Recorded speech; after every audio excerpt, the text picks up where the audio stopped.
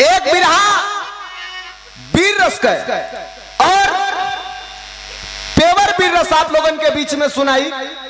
एमन कौनो मेझरा न रही, आई खानदानी वीर रस हो, बिरादरी वाली बात है जल्ला। और इतिहास के पन्नों में बताया जाता है मुगल सल्तनत से लेकर के जब भारत में अंग्रेजों का शासन चला करता था, हमारे यादव भाइयों ने बहुत कुर्बानी दिया, लेकिन इतिहास के पन्नों में उनके कुर्बानी को दबा दिया गया। एक कहानी मिल गई है, कवि जी लिखलन आवा।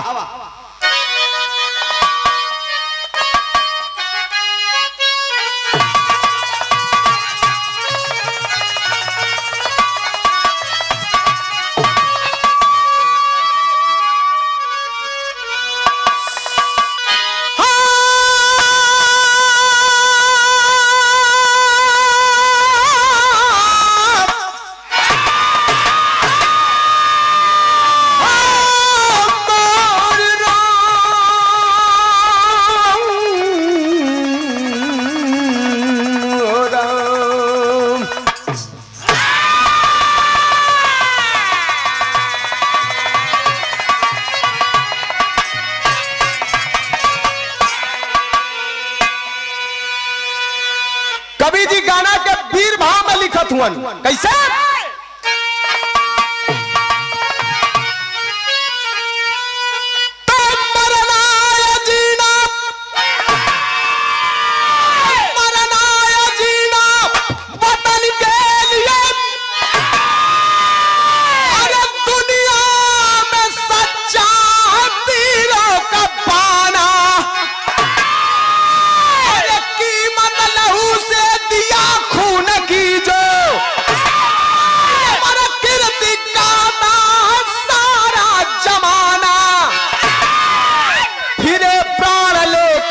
हथेली पे नाहर, अरे सदा सिंह सावत सपूतों की टोली, कलम में भी तलवार का जोश भर के लिखे कवि सरवन उन शहीदों की बोली।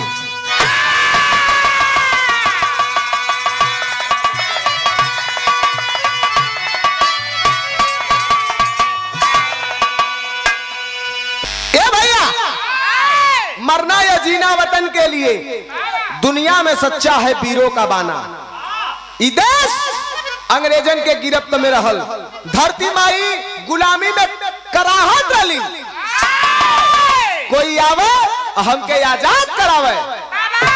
अंग्रेजन का इतना अत्याचार, इतना अत्याचार, इतना अत्याचार, छोटा छोटा दूध मुहा बच्चा के आकाश में उड़ा करके तलवार के नोक पे लोक लिया जाता था। सरेआम माता बहन के इज्जत नीलाम के ले, इतना अत्याचार रहा। एक कहानी मिल गई, एक लाइन गीत है सुना, ओहर से आप लोगन सुनबे कैला। काबे में तेरा जलवा, काशी में नजारा है। ये तो गुरुजी का गुरुजी गावे। ई गीत के गौले रहलन बनारस रामनगर का कौवाल रहलन चांद पुतली, दुई भाई उ लोगन गौले रहलन। लेकिन बिरहा में लेकर के जब एक रामदेव गुरुजी अइलन तो ज्यादा फेमस हो गई उनके मुंह। लेकिन जौने समय गाजीपुर से बनारस में एंट्री मरले रहलन हमरे गुरुजी बिरहा सम्राट विजयलाल यादव जी। दाढ़ी रखले रहलन, बड़ा झूम के एक कौवाली गावे, बड़ा तहलका मचौले रहल। कैसे?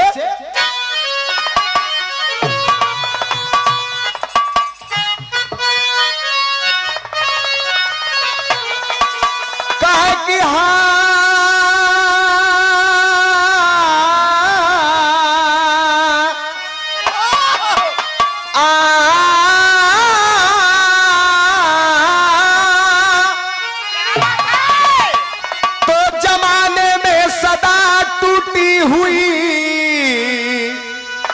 तस्वीर बनती है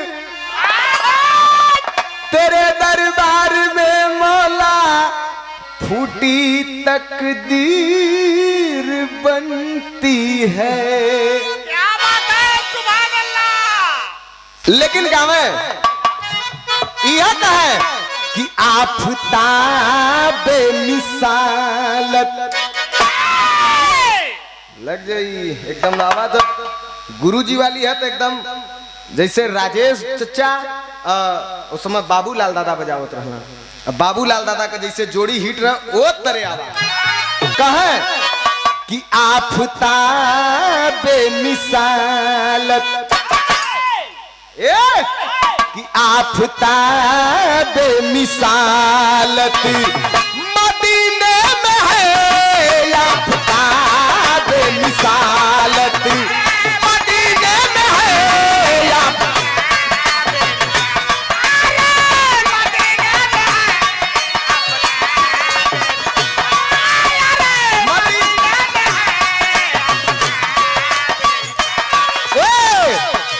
आफताबे मिसालत मदीने में है। आफताबे मिसालत मदीने में है। आफताबे मिसालत मदीने में है। आफताबे मिसालत मदीने में है। अरे किरण जगमगाती है अजमेर में। आफताबे मिसालत मदीने में है।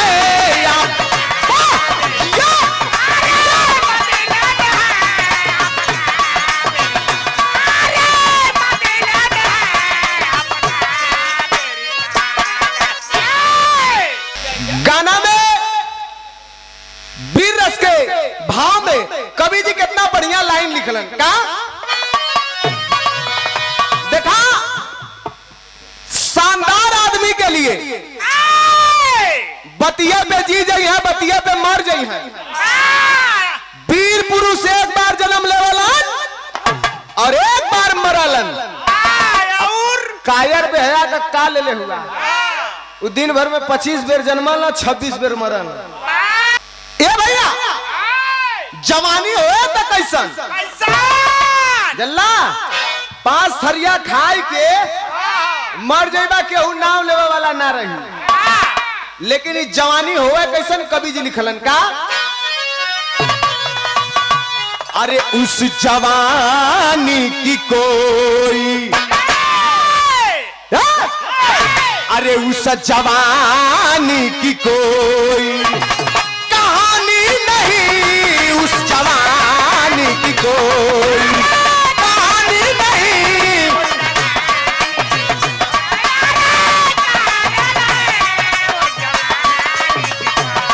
उस जवानी की कोई कहानी नहीं। उस जवानी की कोई कहानी नहीं। उस जवानी की कोई कहानी नहीं। उस जवानी की कोई कहानी। अरे जिसके लहू में आई रवानी नहीं। जवानी की कोई कहानी नहीं।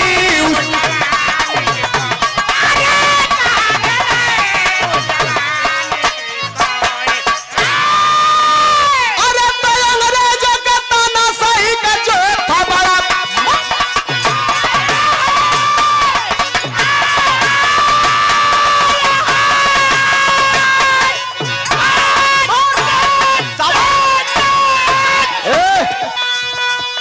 अरे अंग्रेजों का ताना सही का जोर था बड़ा।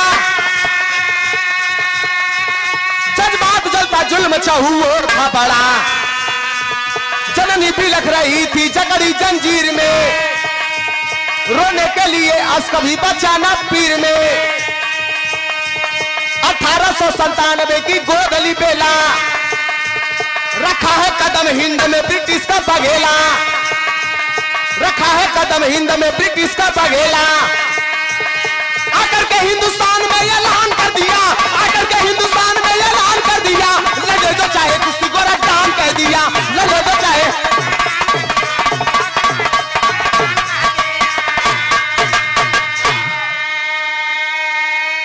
ए भैया बात क्या समझ ला।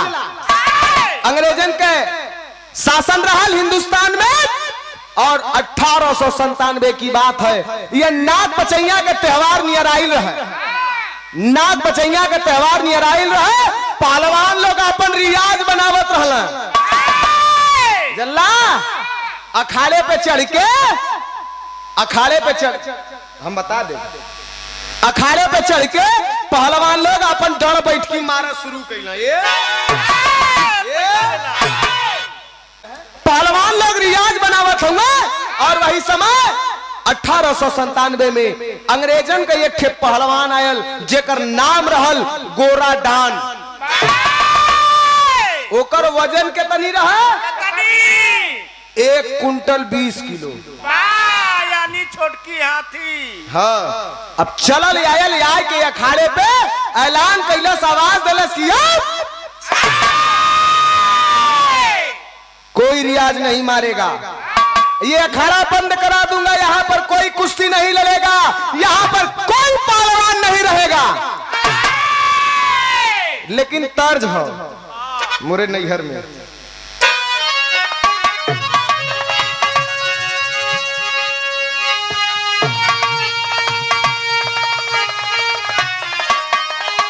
जैसे वही वहर के बिरहा में आप लोगन सुनला है कुलगुरुआ जी वाली धुन रहे। एहू बिरहा में आप लोगन के कुलगुरुआ जी वाली मिली, नईकी ना मिली। काहे से नया 9 दिन और पुरनका 100 दिन। नईकी आवैले और चल जाले। बीचे में बड़ा हल्ला कैले रहे एक ठे जल्ला। वो बीचे में आयल एक ठे गाना रहे कि लगाए दे ही चोलिया में हुक राजा जी। तो लगा दे थूक राजा जी। हाँ, मन तो तेजे हुआ। ओकर जमाना बदलल। तबले फिर आगे एक ठेगाना आयल कि मुहवा पे डाल के चदरिया लहरिया लूटा ये राजा। हमरे ई ना समझ में आवत रहल कि मुहे पे चदरा डाल के काहे लहर लूटे के कहत रहल। हाँ, ओकर दतवा तू कर लगवा के दूठे। अच्छा, मतलब अगुवाई तो इन्हीं के रहे। अब ओकरे बाद फिर आयल जमाना बदलल तो फिर एक ठेगाना आयल कि ओही रे जगहिया दाते काट ले राजा जी। हमरे समझ में ना आया था कि कहाँ कटले रह। 3 जने ओकर पता लगा ले ना भाई। के भैया? आसाराम नारायण साईं राम तहु जइबा जेल, घबरा मत। जमाना बदलत गयल, गाना आवत गयल, बहत गयल। अब वही बिचवा में एक ठे फिर गाना तहलका मचौले रहे, टेंगे टेंगे। एक कलाकार रहना और बिहार और का तोह ना कहत है। उ गौले रहना कि ये भौजी का खा के जन्मौलू लइका, कहला बोलेला खाली टेंगे टेंगे। बेलचप्ता वाले के बार और लगल रहे। तो जमाना आवाला बदल जाला, लेकिन पुरनकी तनी पावर मांगे ले, लेकिन ओके निजात से गायदा तो तबियत हरियर हो जाए। कौनो मेहरारू कहलस अपने मौरत से, सुना बड़का फौकत हुआ, बाह फुलावत हुआ, हम खाली तोहरा ही पे थोड़ो है, तोहरे भरोसे ना है, तोहरे नियर कई ठे हुए। का कहलस?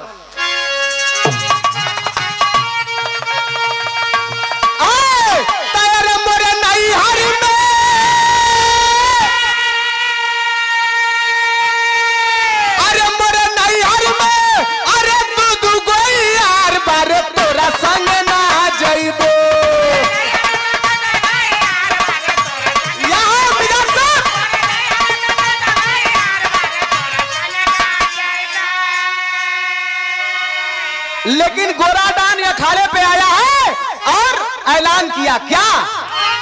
अरे ताल ठोक ठोक, अरे ताल ठोक ठोक, अरे करला ऐलान रे नदान हिंद देशवा में ताल ठोक ठोक।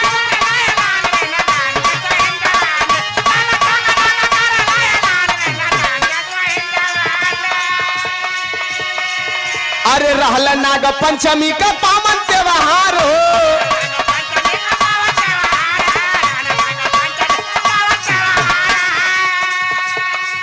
अरे देखा एक दूजे के सब सर झुकाए हो।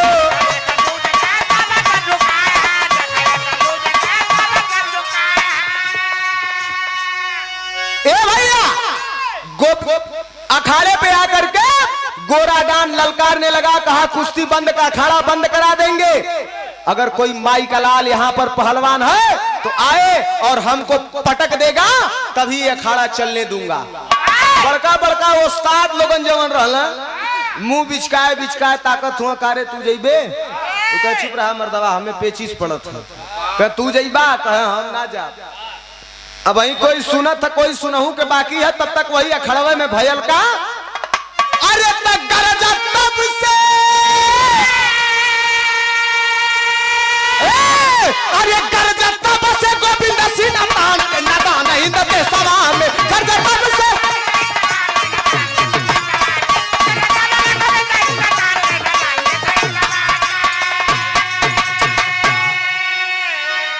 अब वही कोई देखलस कोई देखे के बकिए है और भीड़ के चीरे देखे नया लड़का अखाड़े का लतमरुआ पहलवान जल्ला सुधीर भैया लतमरुआ कहीं कहीं काम कर जाला हम अखाड़े का लतमरुआ है जल्ला आयल अखाड़े पे चढ़ के हाथ बढ़ा दलस कि हम लड़ब तो से ए भैया गोविंद पहलवान आया है हाथ बढ़ा दलस आगे कलस कि हम लड़ब तो से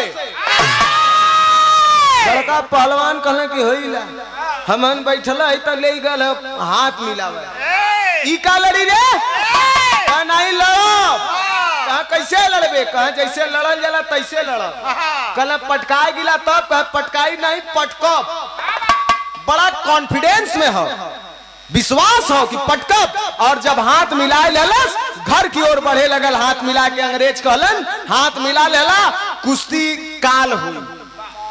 दूसरे दिन का डेट पड़ गई घर कोरी जब बढ़ल हो तो ऊ गोविंद का माई बाऊ नहीं रहलन एक का बहन रहल जेकर नाम बतावल गई गीता। गीता बहन अपने भाई के बड़ा प्यार दुलार देत रहल बड़ा मानत रहल और ऊ गर्मी में जवान आटे जुरा बादाम दूध से ओके लवालब सेवन कैले रहे। आयल घरे जब घरे आयल बहनिया देखलस बड़ा खुश कलस कि भैया हाथ मिला के आवत हुआ कह हाँ कह जब हाथ मिला के आवत हुआ तो बहनिया का कलस तरज बदल गई।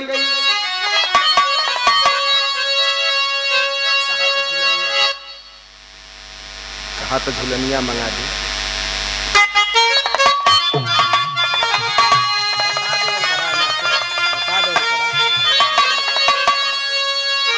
तर्ज वही है कौनो मेहरारू अपने मेहरर्रा से मेहरर्रा माने दुल्हा कौनो दुल्ही अपने दुल्हा से कोहाई गई दुल्हवा मनावत है काहे कोहाइल हो आगरा घुमौली दिल्ली घुमौली कलकत्ता घुमौली बम्बई से लिया कैली हाँ बड़ा बीस हो गिला तू तो बोल के कहे कि जवन कहलू तवन कैली अब का चाहत है तो कहलस का कहे कि कहा तो अरे झुलनिया गढ़ा दी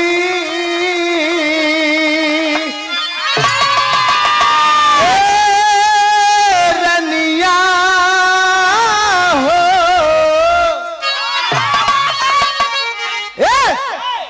कहा तो झूलनिया गढ़ा दी अरे गमनऊ के 4 दिन पहले बहनिया कलश की भैया हाथ मिला के आल हुआ कहा हाथ तो मिला के आली लेकिन उस्ताद लोगन बड़ा गुरेरत रहलन का करी कहे सुना शेर हुआ जा जैसे हाथ मिला के इला वैसा पटक के आया। एक बात याद रखिया जवन माई तो के जन्मौली ने माई के दूध के क्रिया हो जौने माई के गोद में जौने माई अपन सीना चीर के अन्न उपजौलीन उ धरती माई का क्रिया हो जौने बाप के बूंद से पैदा हुआ उ बाप का तो के क्रिया हो और कलाई में राखी बांधने वाली तोरे बहन का क्रिया हो जान चल जाए लेकिन देश का शान न जाए पावे कोई कुछो कहे कितनो मुंह बनावे शेर हुआ पटक के आया तब तक कहे कि गीता बहिनी का सुन के बचनिया अरे तक गीता बहिनी के सुन के बचनिया जवनिया में जोश भर गईल बा बचनिया जवनिया में जोश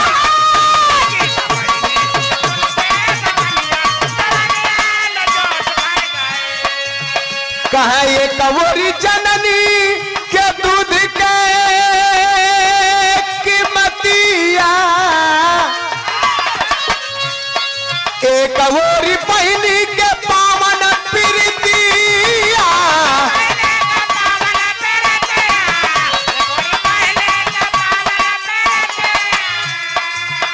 अरे एक कवरी एक कवरी एक कवरी कवोरी चश्मा का पनिया जमनिया में जोश भर गई जमनिया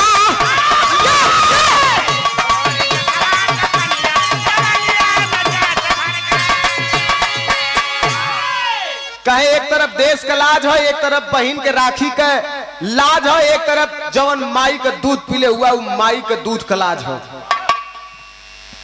दामन दागदार न होवे देश का लाज बचाए के यहाँ जब हौसला बढ़ौलस तो जब बढ़ौलस तब गोविंद पहलवान ललकार के खड़ा भल कलश किया का कलश तेरी में कहना है आओ जा आओ जा आओ जा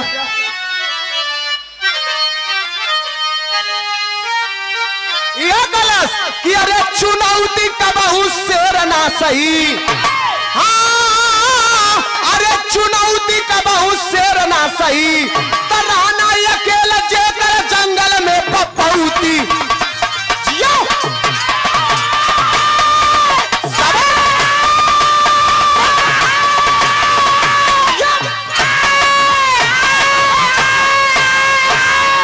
सही है मार दा भगत मजा ढोलक फूटो कर दिक्कत ना है ला फूटी तो हम नाइट में से तोहरे काट ले घबराया मत फोड़ दा तू लेकिन ए भैया कहे कि चुनौती का बहुत शेर ना सही रहना अकेले जेकर जंगल में बपौती चुनौती का बहुत शेर ना सही ललकार दहलक और यार रात का समय हो और वही समय महात्मा गांधी उनके पता चलल कि हमरे भैया सिटी कंट्रोल रहे उनके पता चलल महात्मा गांधी जी के कि हमरे देश का लाश थाम ले हुआ गोविंद पहलवान एक अदना से लड़का तो चली तनी से हौसला बढ़ाए दे गांधी जी चलल हुआ हौसला बढ़ावे के लिए यहाँ देखा तर्ज है जैसे आज यहाँ पर बिरहा आप लोगन हम दोनों भाइयन को सुनत हुआ सुधीर भैया अहम वही तरह जमाने में आप लोगन के दादा लोगन के जमाने में बिरहा हुआ स्वर्गीय रामदेव गुरु स्वर्गीय बुल्लू गुरु का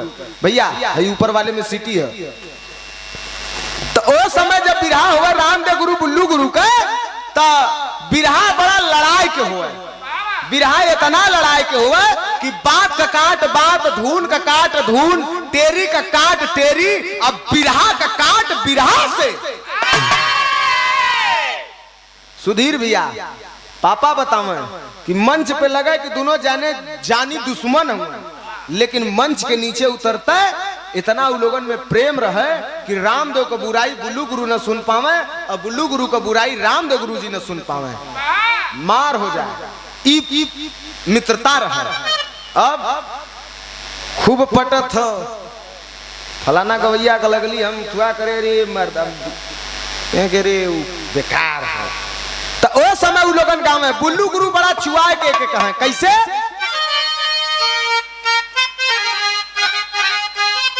आया है कहा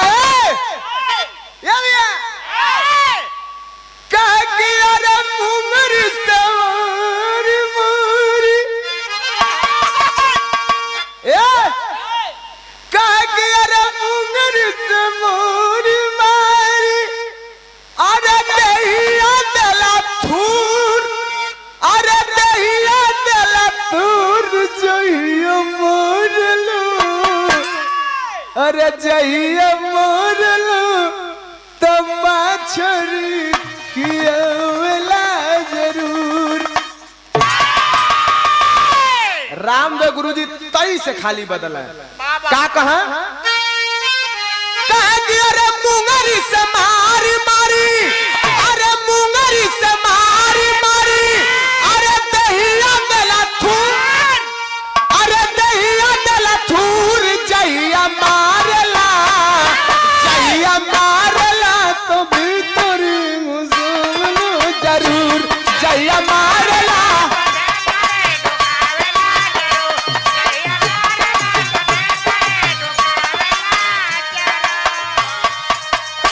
लेकिन भाव महात्मा गांधी जी गोविंद पहलवान के पास में खड़ा होकर समझावत हुए, ए बेटा का कहे, अरे तो गांधी जी गोविंद के,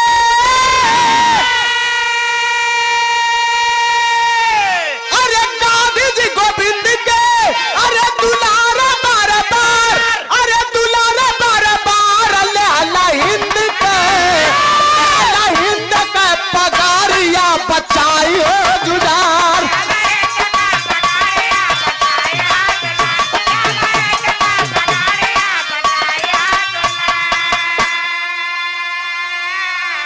गांधी जी बड़ा दुलार कैलन की बारे बेटा देश का लाज बचा लेला।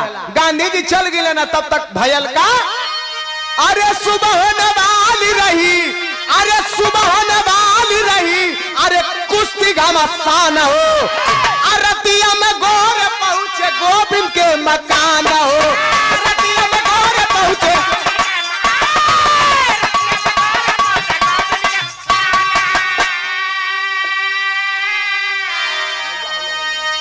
ए भैया सवेरे कुश्ती हो और तब तक गांधी जी के जैते अंग्रेज आ गए। अंग्रेज आए के कहले कि सुनो पटक तो न पैबा जानत है, लेकिन फिर भी तोहरे केहन ऐली है यह कहे बदे कि कुश्ती खा जाना, कुश्ती पटका जइहा, अगर पटक देहला तो तोहरे लाश का पता न चली, अब पटकाए जाइबा तो इतना माल मिली, इतना रुपया मिली कि तोहार कई पीढ़ी बैठ के खाई कौनो गिनती ना हो, इतना माल मिली। अब वो कह के अंग्रेज धमकाए के चल गईलन। मन मसोस के गोविंद पहलवान बैठल हुन कि अब का करूं। बहनी आइल कलश किए भैया का भयल, कह देखा हई अंग्रेजवा ऐसे ऐसे कुल कहत रहा, कह मतवा तू शेर हुआ। गीदड़ भक्की से शेर ना डरातन, बहनिया हौसला भरलस, लेकिन ई तर्ज है, ई तर्ज के मुड़हुआ चंदौली जिला के मुड़हुआ का गायक रहे, मिर्जापुर में होगल, मिर्जापुर के जिला मिर्जापुर में मुड़हुआ गांव का जला का नाम रहे लाल बिहारी मिश्रा, स्वर्गीय लाल बिहारी मिश्रा गुरुजी ई गीत के लेके अइलन और जौने समय गावत रहलन बिरहा में बनारस में अइलन तो उनकर हाथ धरे वाला केहू रहल ना। बाद में ई गीत के हमरे गुरुजी का फिल्म आइल है बॉर्डर, वही बॉर्डर में भी ई गाना गयल है, तो वो फिल्म का गीत है कैसे,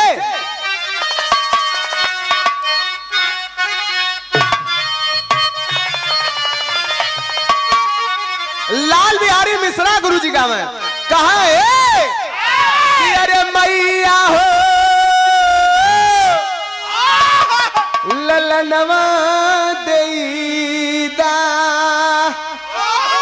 अरे बहिनी हो बिरनवा देईदा, तदेसवा के खातिर अपने अरे तनवा के गहनवा देईदा,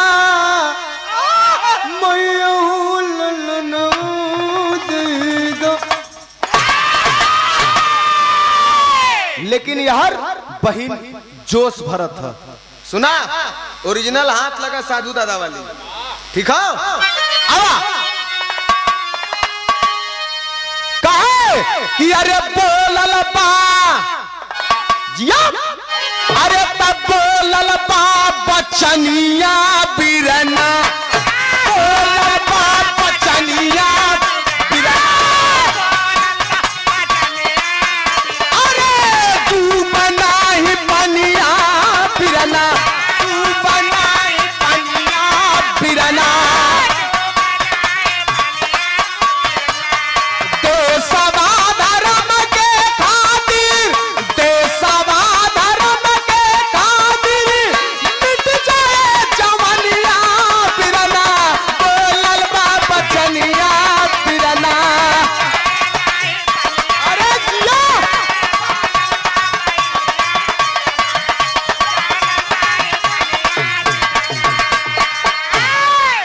वाह बहनिया गलत की सुना बोलल बा बचनिया बिरना डूबे नहीं पनिया बिरना देशवा धर्म के खातिर मिट जाए जवनिया बिरना। हौसला भरत का कहलस कहा कि अरे चननी के दूधावा के जाननी के दूधावा के लाजिया बचैया बिरना।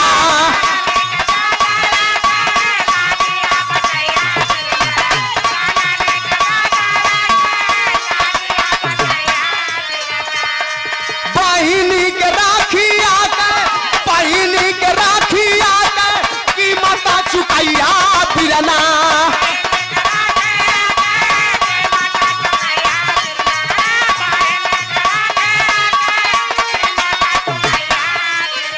तोड़ी दा गुमान बापी तोड़ी दा गुमान बापी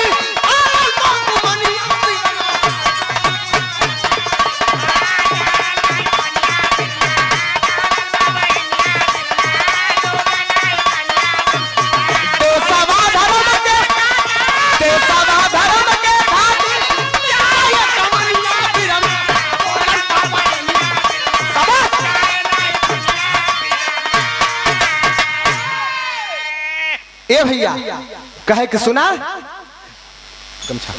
जवन बतौले है वो बात के ध्यान दिया दूध का कीमत और राखी का लाज बचाना है इन्हन से मत डेरा इकुल कुछ ना कर पहिया सुन आय हाय हाय जब बहन दोबारा हौसला भरले हो उठल सवेरे और जाए के जंगल दंगल में अखाड़े के किनारे किनारे टहरत है। अंग्रेजवा कुल कहले आयल तो राती के ते के समझौले है पटका जाए और गोरा डांस से जाके कहलन कि सुनो कुश्ती मेल में होगी इसको हम लोगों ने बता दिया है कि कुश्ती इसको पटकाना है ये पटका जाएगा तुम डरना मत। गोरा डांस जब आयल हो और यह अखाड़े पे गोविंद पहलवान ताल ठोकत है जब ताल ठोका था तब भयल का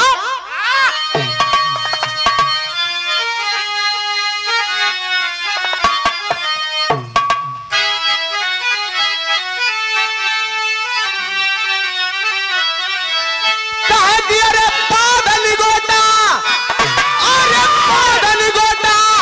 चला केसरिया रंग जंग छिड़ी गई हो दिला पी के जैसे मस्त मतंग जंग छिड़ गई हो।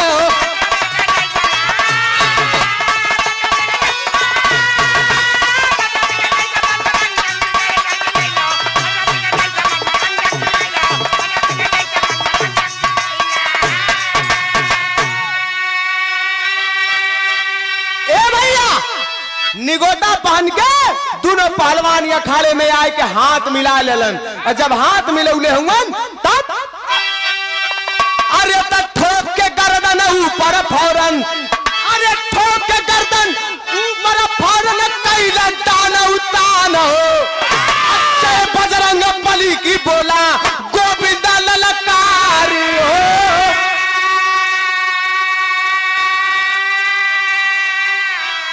अरे तुम्हारे काला जंग को भरे उमंग जंग छिड़ गई अचार खाना चित हो गई दंग जंग छिड़ गई। भैया ताल ठोक के और जब आमने सामने भैलन तो गर्दन पे जब हाथ फेंकलन गोविंद पहलवान जब गर्दन पे फेंकल तो फट से के उतार देना के अखाड़े में के लोग बोलल उतार चला फट से उतार देना और उतार के अब यार दाव पेच होए लगल और जब दंगल होए लगल तब भयल का पेवर बीर रस का लाइन हो जितेंद्र भैया तू बैठल हुआ और आप सब बिरहा को सुने वाला लोग हुआ ई आला गाजीपुर के एक गुरुजी रहना ऊ गौले रहना लेकिन एक हम सिखले है दंगल जब होवे लगल अखाड़े में और जब कुश्ती होवे लगल तो यहाँ से दाव लगावे गोविंद पहलवान तो गोरा डान काटे और गोरा डान जब दाव लगावे तो गोविंद पहलवान काट करे बड़ा खमच के कुश्ती होता थे, खवैयन का भीड़ लगल है। कैसे होता?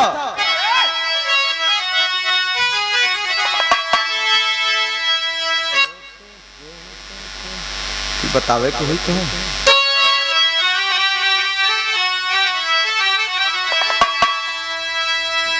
अरे जितेंद्र भैया बैठल हुआ जंगल चोरई करबा लायक थे। हाँ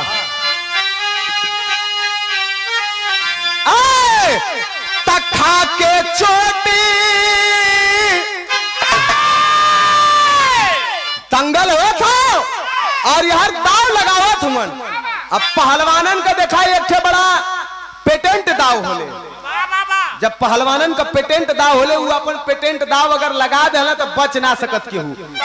और लगा देना गोविंद पहलवान मार देना, काला जंग उड़ के आकाश से गिरलन धार से नीचे।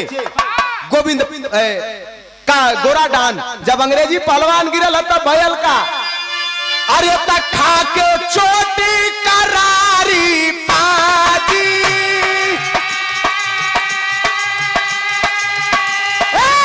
खा के चोटी करारी पाजी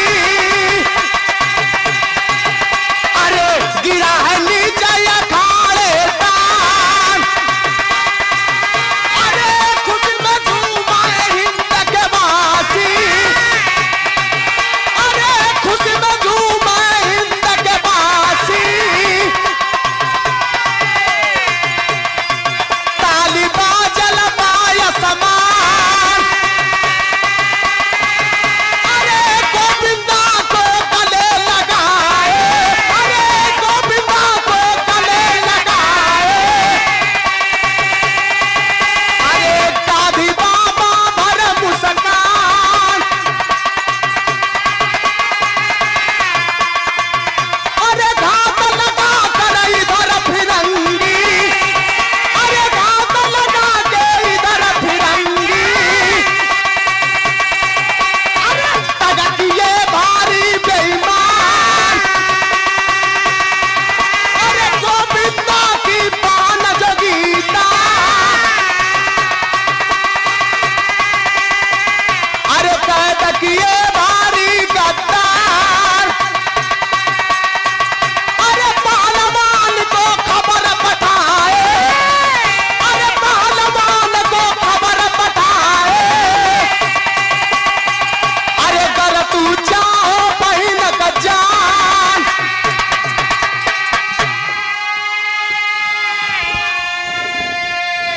ए भैया गोविंद पहलवान पटक दहलन और जब पटक दहलन अखाड़े में जौने समय कुश्ती होए लगल वो समय जौने समय गोविंद गर्दनिया मारा तो उतार मारे डान गोरा डान उतार जब मारे तो कुश्ती लगना वही में अखाड़ा में चल के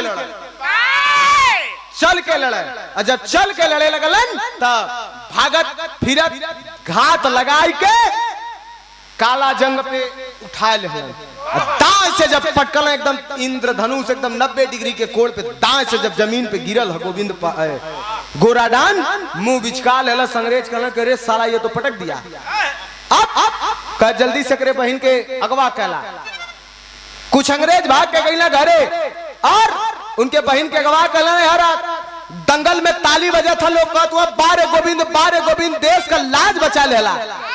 महात्मा गांधी जी जाए को गोविंद के बुढ़ौती रहे लेकिन जोश आ गई छलक के गईलन अखाड़े पे गोविंद के गले लगा लेलन कलन की बारे लाल देश का लाज बचा लेला। गले लगा लेना सब लोग कोरा में उठाए के लोकावत हो। हिंदुस्तान बड़ा खुश हो कि देश का लाज बचा लेना। ये भैया यार अंग्रेज गीता बहन के गवाह करके एक चिट्ठी लिख के देहलन गोविंद पहलवान के हाथ में पकड़वा देना भीड़ में और उस चिट्ठी में लिखल हो कि तुम्हारी बहन हमारे हवाले है, हमारे कब्जे में है। अगर बहन की जान की सलामती चाहते हो तो ये कुश्ती दोबारा होगी। कह के ओकरे बाद माइक लेके रेफरी अनाउंस करा था कि रुकिए अब वही कुश्ती ना भइल है, कुश्ती अमान्य है। लोग ताका लगल कि कैसे गांधी जी कहल कि अरे साफ है पटकलस है दाएं से गिरल है पूरा धूर उड़िया गल आसमान में। ऐ तो कुश्ती ना भयल कैसे भैया ना भैया कलन की ना ना हमारा पहलवान तैयार नहीं था और आपका पहलवान पटक दिया, कुश्ती नहीं मानी जाएगी, कुश्ती दोबारा होगी, कुश्ती दोबारा होगी। गोविंद पहलवान कहले कि 2 घंटा का समय हमें दे दा। ओकरे बाद अंग्रेज कहले एकदम 2 घंटा का समय लेला, ओकरे बाद कुश्ती लड़ा। लेकिन याद रखिया तोहार बहन हमन के कब्जे में है, अगर दोबारा पटक दिए तो तुम्हारी बहन की इतना टुकड़ा हुई कि गिने बदे 2-4 पीढ़ी भी रही तो कम हो जाएगी। समझला, बहुत दुर्दशा हुई उनकर। अगर अपने बहन का जान बचावल चाहत हुआ तो एदा पारी कुश्ती पटकाए जी। वही अखाड़े के किनारे बैठल मन मसोस के कि का करी सोचा था, तब तक भयल का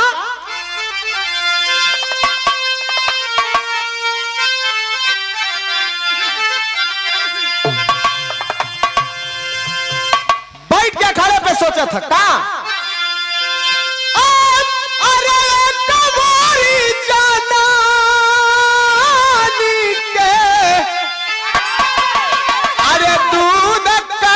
मदिया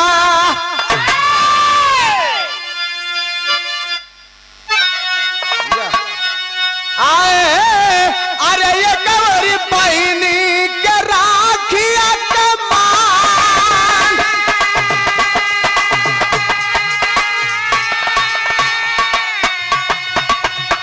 कवरी बहनी के राखिया कमान।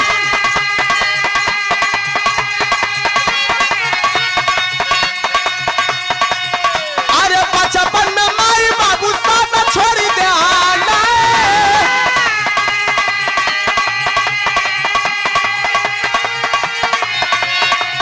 अरे दिलवा में बहनी सजा के रमान, अरे भरी भर कटरा बहनी दूधवा पिया वाली,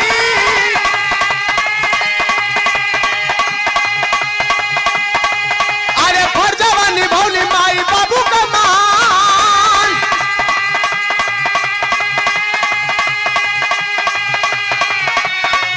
अरे भाई के जेब का दबाइली बहनिया, अरे भाई के जेब का दबाइली बहनिया,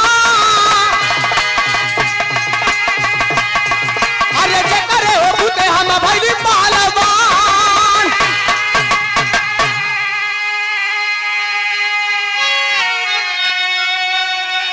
बैठ के सोचा था कि एक तरफ देश का लाज हो, ए भैया बहन हमार सपना सजौले रहल कि भैया के अपने पहलवान बनाई।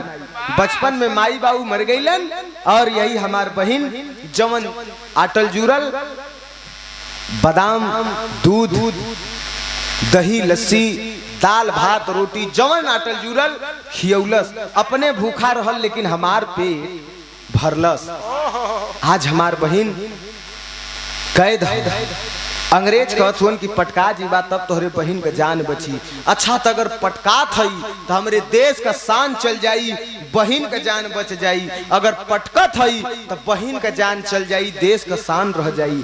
का करी का न करी, ई देश का भी कर्जा हमरे कपारे हो। जौन माई का दूध पियले है वो माई के दूध का क्रिया बहन दिले हो। का करी का न करी सोचत हुन तब तक एक खेलई का 10-12 साल का भागत भागत आयल, हाथे में कुछ लेहले बा, आय के कलश की एक गोविंद भैया हई थनवा कोरी से ठे आदमी आयल है, कलश की हई चिट्ठिया गोविंद के दे दा, हई चिट्ठी आपके हवाले करत। गोविंद पहलवान वो चिट्ठी लेहलन हाथ में, तो वो चिट्ठी किसी और का नहीं, वह चिट्ठी गोविंद पहलवान की बहन गीता का रहल। जब गीता को चिट्ठी खोल के गोविंद पहलवान पढ़े लगलन तो उस चिट्ठी में लिखल का है,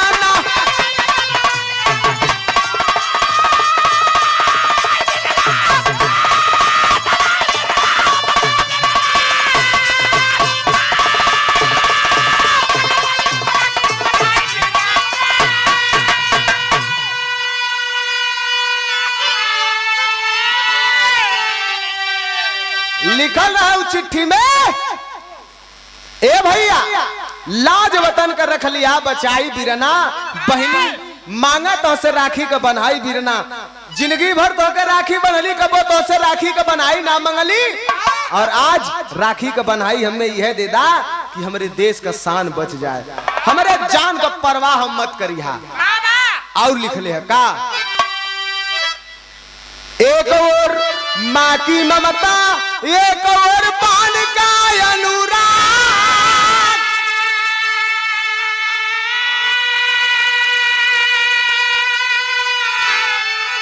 अरे तपर तपत बहन का फिर से कैला जवानी जाग, आगदा पानी में लगूया बचाई बिरना।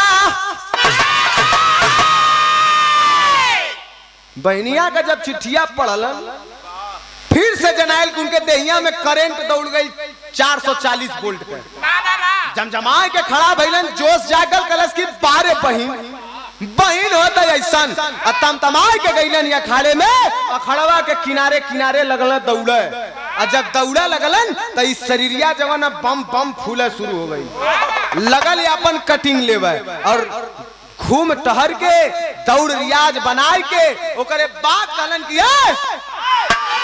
आओ आओ अब तो से लड़ब, अब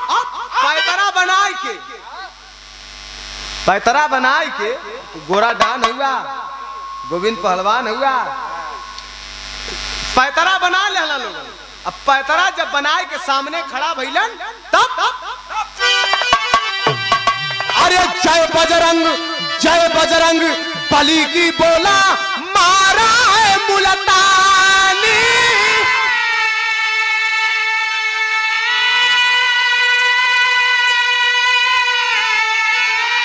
अरे तब मूर्छित होके गोरा गिर गया, गोरा छिड़का पानी, तस्तानी निकला नजर बचाई हो बचाई पीना।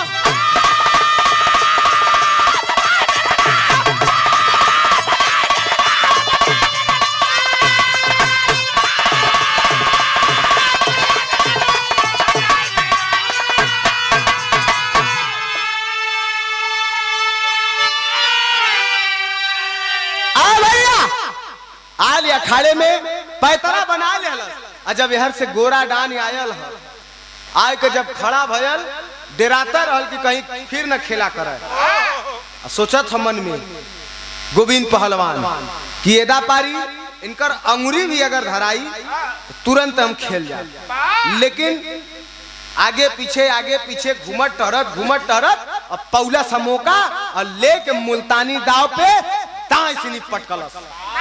जब एदा पारी गिरला मुस्कियाए लगल, तनी उठ के जाने नहु के पटकता मुस्कियातन तनी देखी हम पटकवा नहीं ढकल दिया तो ना कर लगिया। मुल्तानी दाव पे जब पटकलन है, एदा पारी जब गिरल मुटका गहरा अंग्रेजी पहलवान तो गिरता कहर देहलस, अब बैठ के सीना पे कलश की बोल एदा पारी कुश्ती भइल की ना, नहीं एदा पारी चाप के मुआई, यह ठेहुना जवन है लगल गोरा डान के यही में धसावे, गोरा डान के जितना उ धसावे तेतना उ चिचियले नियर मुंह बनौले जाए, जनाय की पलई उनकर अब गया। रेफरी देखलस कलस किए के जल्दी हटावा नहीं मुआए दही, कला ऐसे ना हट, बोला पहले कुश्तिया भइल की ना, कला रे भाई पहले हटो बताया जा रहा है, कैसे ना हटवा ना करो, जितना कहे उतना इनके चपले जाए, उतना उ दांत एकदम जनाए कि वो मर जाए। तब तक रेफरी कलश की कुश्ती हो गई, भैया तू जीत गईला।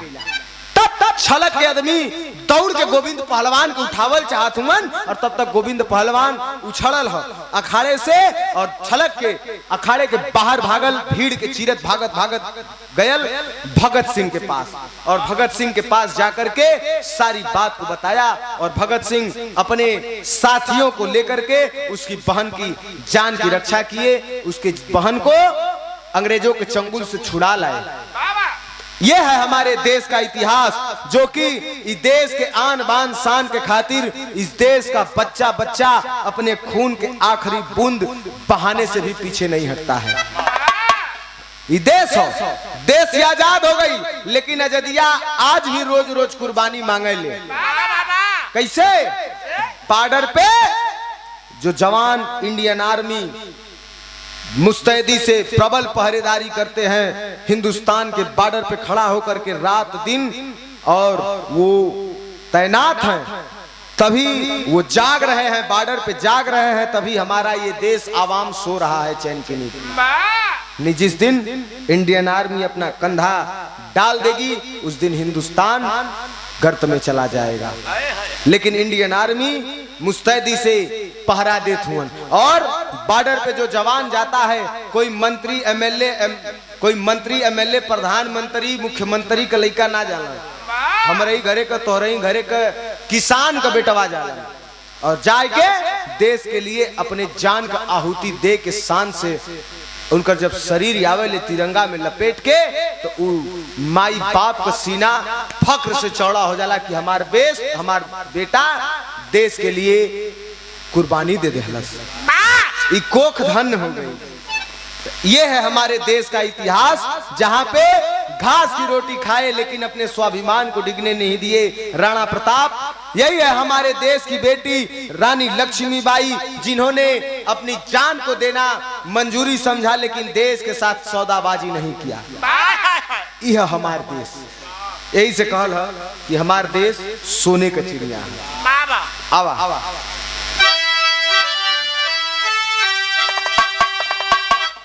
गुरु बिहारी, गुरु गणेश, गुरु रामलाल मोरबा का स्वर्ग बसे चंद्रिका, कवि बच्चन का विजय पताका।